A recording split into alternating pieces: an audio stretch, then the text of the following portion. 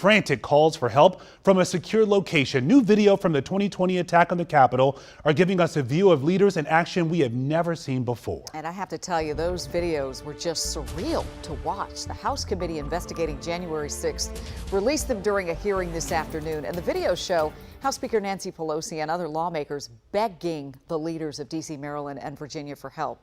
Casey Nolan is live on Capitol Hill. You spoke to a person on Speaker Pelosi's staff who was there on January 6th. Yeah, that's right, Leslie. In fact, Speaker Pelosi and other top lawmakers from both parties had actually evacuated to Fort McNair, about 2 miles from here, where they were trying to figure out how to safely get back and finish what the rioters were trying to stop.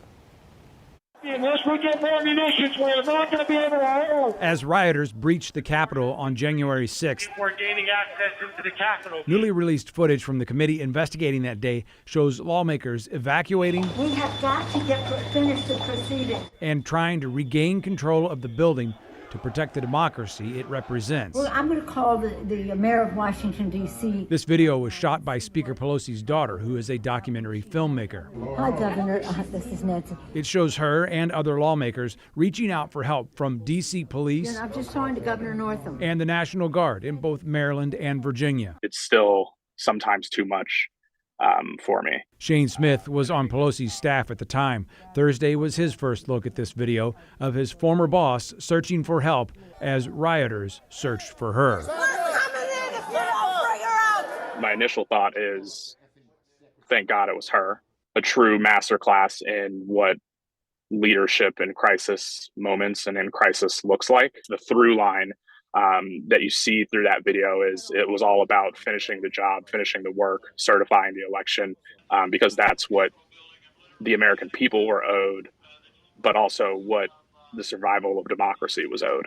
I think it's an important reminder at, just how fragile the grand experiment of democracy is and still remains.